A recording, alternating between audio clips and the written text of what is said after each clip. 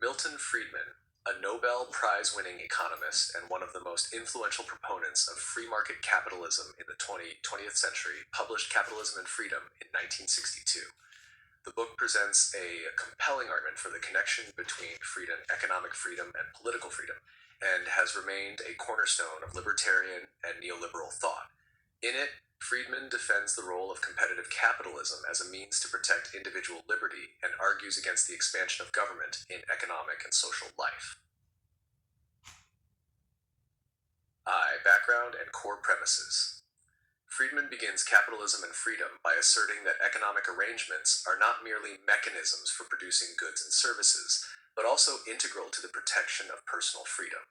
He posits that political freedom cannot exist without economic freedom. In other words, the ability to make voluntary exchanges and decisions in the marketplace is a prerequisite for broader human liberty. He emphasizes that capitalism, particularly in its competitive form, allows individuals to make their own economic choices, where to work, what to buy, where to invest, without coercion. In contrast, central planning or excessive government control leads to restrictions on individual autonomy. 2. The role of government. A central theme in Capitalism and Freedom is the limited role of government. Friedman believes that government has three primary functions. 1. Protecting property rights and enforcing contracts. 2. Defending the nation from external threats.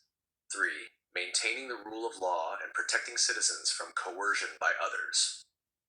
Beyond these essential roles, Friedman argues that most government interventions distort the market, reduce efficiency, and infringe on liberty. He criticizes the welfare state, price controls, and heavy regulation, asserting that they undermine both freedom and economic growth. 3. Education and school choice. One of Friedman's most innovative and controversial proposals is the voucher system for education. He criticizes the public school monopoly, arguing that it leads to inefficiency and poor quality. Instead, he proposes giving parents vouchers that they could use at any school, public or private, thus creating a competitive market for education. He insists that this approach would not only improve educational outcomes through competition, but also enhance parental control and individual freedom. Although this proposal received mixed responses at the time, it has since influenced various education reform movements. Monetary policy. As a renowned monetary economist, Friedman devotes significant attention to monetary policy. He criticizes the discretionary power of central banks, particularly the Federal Reserve, arguing that such power leads to instability. He famously blamed the Federal Reserve's failure to prevent the Great Depression by allowing the money supply to shrink dramatically in the early 1930s. Friedman advocates for a monetary rule, suggesting that the central bank should increase the money supply at a fixed rate consistent with long-term economic growth. This, he argues, would reduce uncertainty, prevent inflation, and avoid politically motivated monetary manipulation. Government intervention and welfare programs. Friedman critiques many forms of government intervention, particularly price and wage controls, agricultural subsidies, and welfare programs. He argues that while well-intentioned, such interventions often have unintended consequences and reduce both efficiency and freedom. For instance, minimum wage laws, he claims, may lead to higher unemployment among low-skilled workers by pricing them out of the labor market. Similarly, rent controls may reduce the supply and quality of housing. When it comes to welfare, Friedman acknowledges that some form of safety net is necessary, but argues that most welfare programs create dependency and inefficiency. As an alternative, he proposes the negative income tax, which would provide direct financial support to those below a certain income level without distorting work incentives. Freedom of speech and economic freedom. Friedman draws a close connection between freedom of speech and economic freedom. In a centrally planned economy, the government controls most forms of employment and media, which can easily be used to suppress dissent. In contrast, in a market economy, individuals and independent organizations have the means to publish, protest, and advocate for change without relying on the state.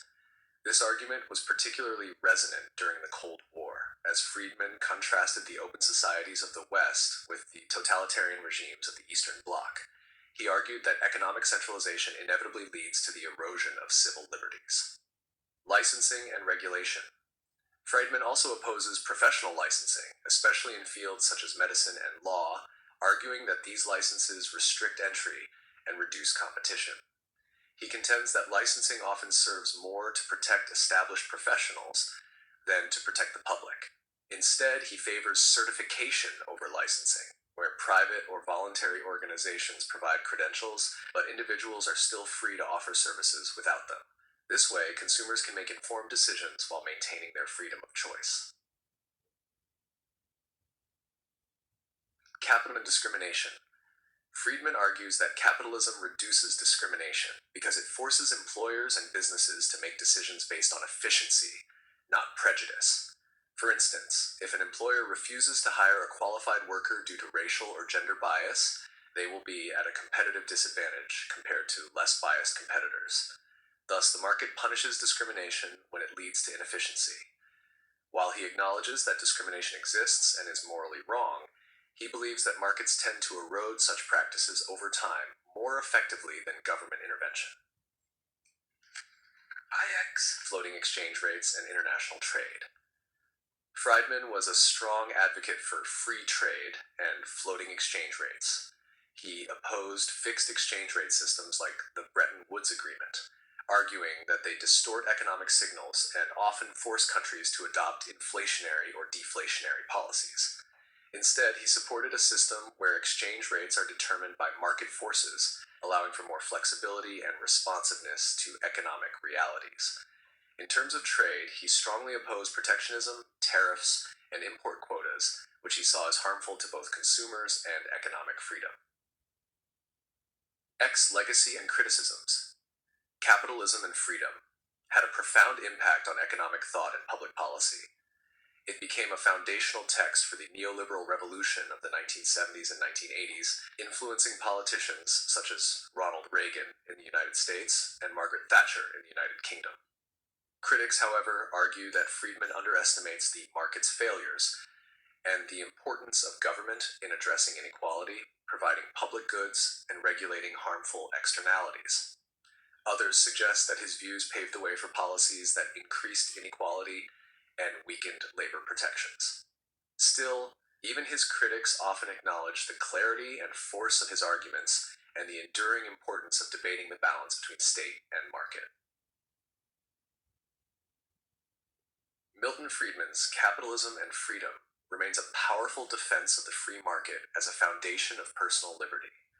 While not without controversy, his arguments continue to resonate in debates about the role of government, the nature of freedom, and the best path to a prosperous and just society. By emphasizing the interconnectedness of economic and political liberty, Friedman invites us to reconsider not just how societies grow economically, but how they preserve and promote the freedom of the individual.